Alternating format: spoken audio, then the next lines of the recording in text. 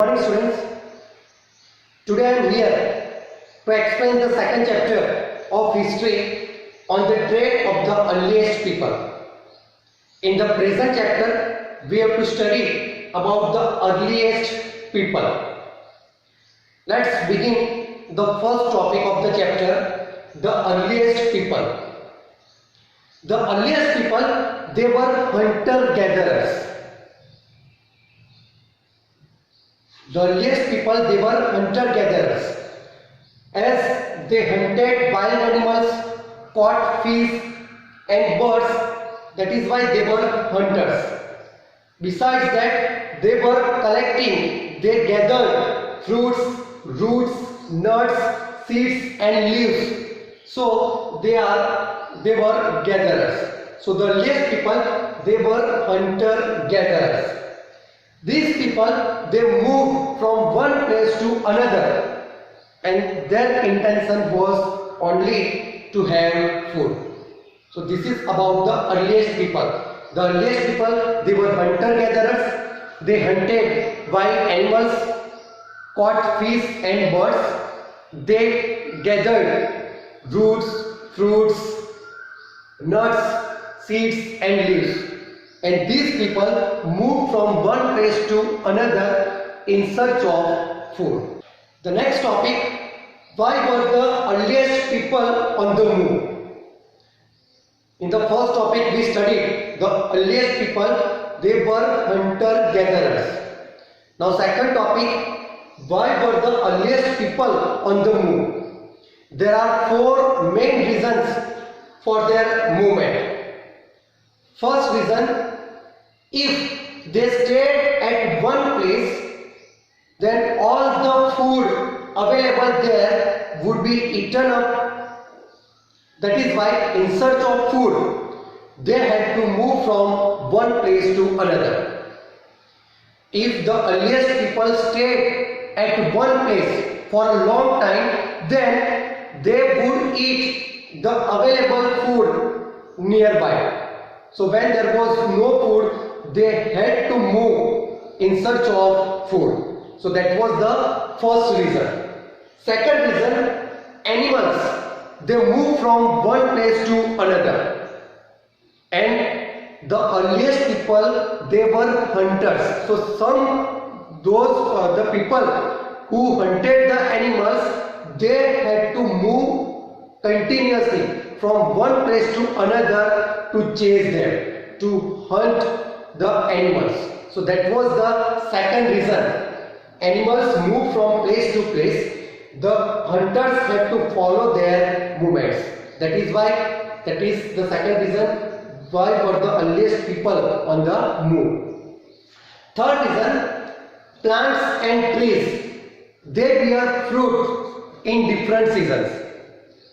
So when the season changes, due to that, the hunter-gatherers or the earliest people, they did not get fruits. So they moved to another place. That is the third reason. And the fourth reason, that is regarding water. The earliest people, as we know that water, it is essential to survive. So in ancient time, the earliest people, they also moved from place to place in search of water. Why? Because water often got dry in lakes and rivers. Suppose they stayed at lakes and the water of that lakes, it got dry, but actually they had to move to another place where water was available. So these are the four reasons for the movement of the earliest people. Next topic, how do we know about hunter-gatherers? How do we know about these earliest people? Archaeologists have discovered some tools, and based on them we can know about hunter-gatherers. Hunter-gatherers used tools made of stone, wood and bones. Stone tools they were used to cut meat and bone, scrap bark from the trees and to remove skin of the animals. Some tools they were used to chop wood which was used as firewood. So such different types of tools they were discovered by the archaeologists. Based on that we can know about hunter-gatherers.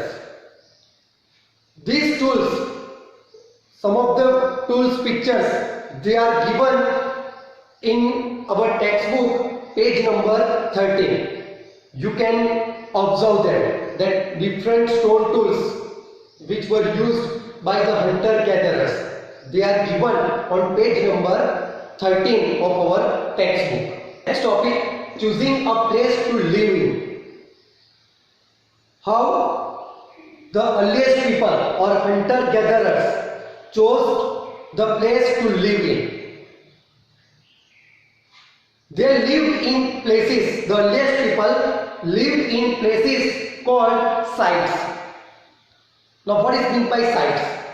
Sites are places where remains of tools, pots, buildings they were found, and these sites they are usually located near lakes and rivers. Now where the hunter-gatherers used to stay, those places they are called sites, and these sites they are usually located near lakes and rivers due to availability of water.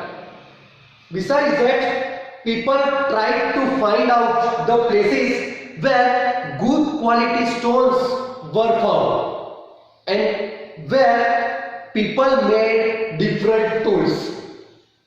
Not only they were making the tools there, but they also used to stay there for long time. Such sites they were known as habitation cum factory sites, because here where the good quality stones were available, the hunter-gatherers used to make tools there and also stayed at a particular place for long time. Such sites they were known as habitation cum factory sites, as they were producing tools as well as they were staying there. That is why it was known as habitation cum factory sites. Next topic, techniques for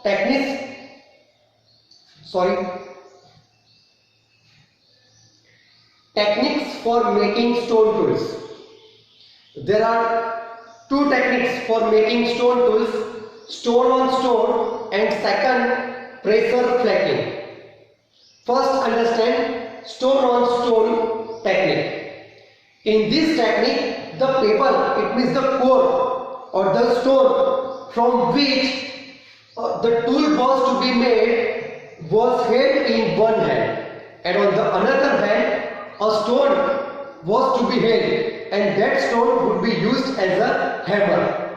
And then both with the hammered stone we have to give shape to the stone which was in the other hand. In this way we can make a stone tool.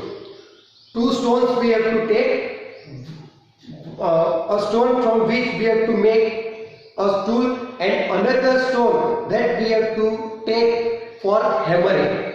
So this technique, that is stone on stone, we have to use stone by using another stone to give the stone shape as a desired or required tool. That is first technique, stone on stone. I am reading that explanation. The pebble from which the tool was to be made was held in one hand. Another stone which was used as a hammer was held in other hand. The second stone was used to strike off flakes from the first till the required shape was obtained. Now second technique, pressure flaking. In this also two stones were used. The stone was used on a piece of surface, on a piece of firm surface, hard surface. Then the hammer stone, another stone which was strong, which was very heavy, that was used on a piece of bone or stone that was placed on the table, and then by hammering we have to give the shape of a tool. That is the second technique, pressure flattening. Next topic, finding out about fire. Finding out about fire. In South India, from the Karnoil caves, traces of ash have been found. Signs, evidences of ash have been found from Karnoil caves in South India that suggests that the earliest people, they have been using fire.